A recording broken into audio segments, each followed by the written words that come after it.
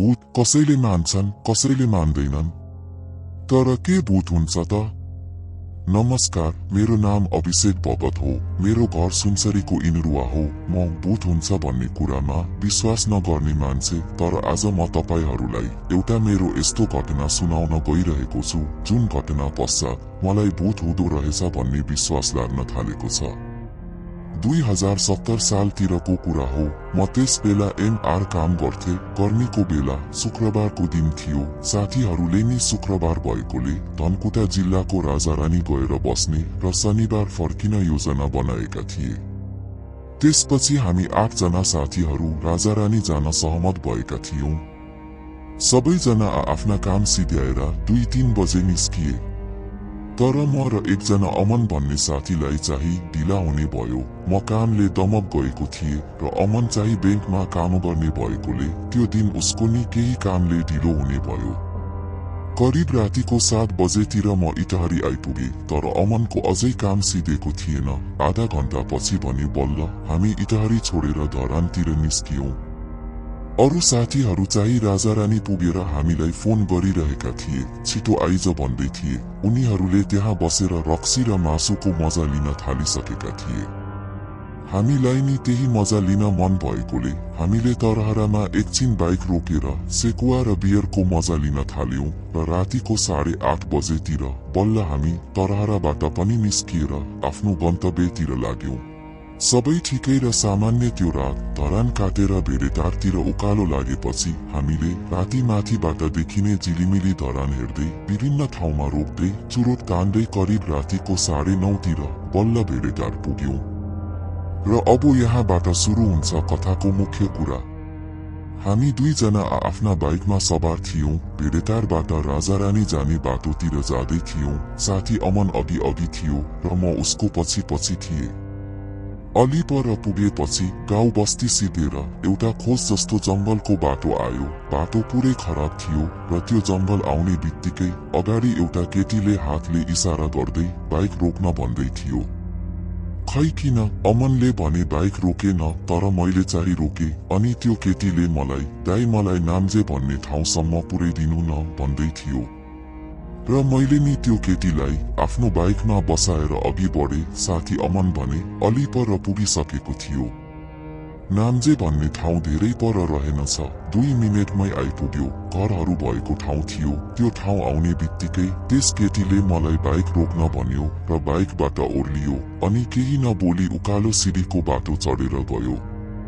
मलाई अचम्म लाग्यो, केही नबोली धन्यवाद पनि नभनी गयो भनेर।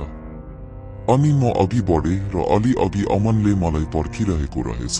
म त्यहाँ पुग्ने बित्तिकै किन ढिलो गरेको भनेर उसले मलाई सोध्यो। अनि मैले पनि उसलाई एउटा केटीले जंगलमा लिफ्ट माग्दै थियो, तिमीले किन नरोकेको? मैले उसलाई रोकेर लिफ्ट दिए, त्यही भएर ढिलो भयो भनेर भने। त्यो भन्ने बित्तिकै अमनले कुन केटी? बाटोमा त कुनै केटी थिएन त भन्यो। त्यसपछि त्यो अघिको जंगलमा थियो त केटी, हात देखाएर रोक्न भन्दै थियो। कस्तो नदेखेको भनेर फेरि मैले भने। अमनले तिमीले पक्कै चुडेल देख्यौ, त्यो जंगलमा कोही थिएन भन्दै मलाई जिस्काउन थाल्यो। मजाक गरेको हो कि साँच्ची भनेको? त्यहाँ केटी साँच्चीकै देखेनौ भनेर मैले अमनलाई सोधे। उसले साँच्ची नै त्यहाँ केटी नदेखेको नै भन्यो। त्यसपछि मलाई अलि डर लागेर आयो। त्यो केटीको अनुहार सम्झिए साँच्चै भूत नै थियो कि जस्तो भयो र केही बेर यस्तै कुराहरू गरेर हामी त्यहाँबाट पनि अघि बढ्यौं।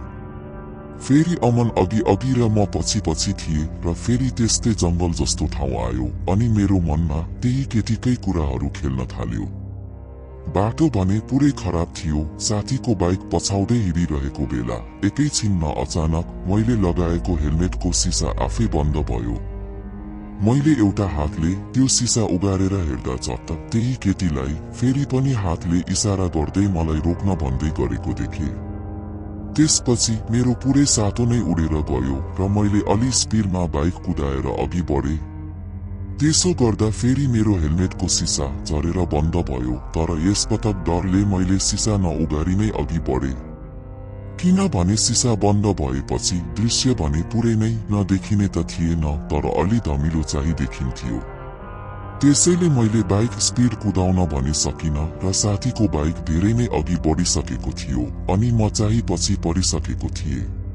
धमिलो दृश्य र मनमा डर, जंगल चाहिँ कटाइ हालौं भनेर अघि बढिरहेको बेला मैले साथीको बाइकको लाइट देब्रेतिरको डाँडातिर देखेँ। देब्रे जानु पर्ने रहेछ भनेर म बाटो निहालेर हेर्दै थिएँ। देब्रे जाने बाटो पनि देखे अनि देब्रेतिर जस्तो मोडेको थिए। त्यस्तै ठूलो झट्का महसुस भयो र मेरो तलबाट मेरो बाइक कतै गायब भए जस्तो भयो। अचानक अन्धकारमा म पल्टिएर एउटा रुखमा ठोकिएछु। हतारिएर मैले मेरो हेलमेट फुकाले। म पुरै आतिएको थिएँ। मेरो मुटु पुरै दुख गरिरहेको थियो र म झाडीमा एउटा रुखको फेदमा लडिरहेको थिएँ। म बाटोबाट तल खसेको रहेछु। मैले केही बुझ्न सकिरहेको थिइनँ। बाटोमै भएको बेला म कसरी बाटोबाट तल खसे। आश्चर्य हुँदै उकालो बाटोतिर हेर्दा मेरो बाइकको लाइट बलिरहेको थियो। त्यसपछि मैले मोबाइलको लाइट बालेर बिस्तारै झाडी समाउँदै बाइक भएतिर उक्लिए। बाइकलाई केही भएको थिएन। झाडीहरूले अड्काएर राखेको थियो तर बाटोभन्दा 10 मिटर तल खसेको थियो। अनि मैले बाइकको चाबी निकाले र बल्ल बल्ल बाटोसम्म उक्लिए। अन्धकार जंगलमा म एक्लै थिएँ। मोबाइलमा नेटवर्क पनि थिएन। साथीहरूलाई फोन पनि लागिरहेको थिएन। डरले म पुरै नै चिसो भइसकेको थिएँ। मन र मस्तिष्कमा त्रासले बास गरिसकेको थियो। धन्न त्यही बेला मैले एउटा बाइकको आवाज सुने। मलाई अलि हलुका महसुस भयो र उकालोबाट साथी अमन नै फर्किएर आएको रहेछ। मलाई देखेर ऊ पुरै छक्क पर्यो अनि खै बाइक भन्दै थियो। मैले उसलाई सबै कुरा सुनाए। मेरो कुरा सुनेर ऊ पनि डरायो, चकित नै पर्यो। मेरो बाइकको अवस्था देखेर उसले यो बाइक अहिले निकाल्न सकिँदैन, भोलि बिहान आउनुपर्छ, अहिले साथीहरू भएतिर जाऊँ भनेर भन्यो।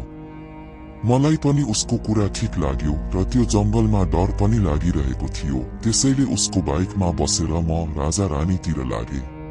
साथीहरू मेरो घटना सुनेर सबै छक्क परे। रक्सी पिएर बाइक कुदाउँदाको नतिजा भन्दै थिए। तर मलाई रातभरि निन्द्रा लागेन, किनभने मैले बाटोको बीचमै बाइक कुदाइरहेको बेला अचानक खसेको थिएँ। मेरो आँखालाई कुनै अदृश्य शक्तिले भ्रमको दृश्य देखाइरहेको थियो। जानी जानी त कसैले नि आफ्नो बाइक खाल्टोमा हाल्दैन। र अब भोलि पल्ट बिहानै हामीले केही स्थानीयहरूलाई साथमा लिएर सबै त्यो ठाउँमा आइपुग्यौं। र मैले जब बिहानको उजेलोमा त्यो ठाउँ देखे मलाई एकछिन झन डरले चेप्न थाल्यो। किनभने जुन ठाउँबाट म झरेको थिएँ त्यसको छेउमा डरलाग्दो चट्टाने भिर थियो। त्यो भिरबाट तल फेद देखिँदैन थियो। अलि अघि पछि झरेको भए न त मेरो बाइक बाँच्थ्यो न त म नै बाँच्थिए। भगवानको कृपाले म बचेको रहेछु। हामी सबैले मेरो बाइक सकुशल नै निकाल्यौं। बाइकमा अलि स्क्रच मात्र लागेको थियो। तर डरलाग्दो कुरा के थियो भने स्थानीय दाइहरूले भने अनुसार त्यो ठाउँमा यसरी गाडी र बाइक झरेको म 5औं व्यक्ति थिए। कति त त्यहाँ मरेको पनि रहेछन् र बचेको मध्ये एकजना स्थानीय मगर दाइ पनि रहेछन्। उहाँको कथा सुनेपछि बल्ल मेरो साथीहरूलाई विश्वास भयो कि मेरो घटनामा पनि भूत प्रेतकै हात थियो भनेर। किनभने ती मगर दाइ पनि राति दशैंको बेला यसरी नै बाइकमा आउँदा यही ठाउँ वरपर सर्लक्कै बाटो देखेका रहेछन् र त्यो बाटो जाँदा बाटोबाट तल खसेर आफ्नो खुट्टा भाँचिएको कुरा सुनाए। यस बाटोमा आँखामा छल हाल्ने भूतको बास छ भनेर अरू स्थानीयहरूले पनि सुनाए। कुदिरहेको गाडी बाइक आफै भिरबाट खस्छ भन्दै थिए। त्यो कुराहरू सुन्दा म भने पुरै डराए, किनभने मलाई नि त्यस्तै नै भएको थियो र मैले एउटा केटी पनि देखेको कुरा सुनाए। त्यसपछि स्थानीयहरूले त्यहाँ पूजा पाठ लगाउनु पर्ने कुराहरू गर्न थाले। तर धन्न म चाहिँ सकुशल नै घर फर्किए र मेरो बाइकलाई पनि सानोतिनो मात्र क्षति भएको थियो। यो सब भगवानकै कृपा थियो। तर त्यस दिनपछि भने मैले भूत भनेको हुन्छ भन्ने कुरालाई मान्न थाले। यही नै हो मेरो त्यो डरलाग्दो अनुभव। धन्यवाद। कथा मन परेमा यस च्यानललाई सब्स्क्राइब गरिदिनु होला।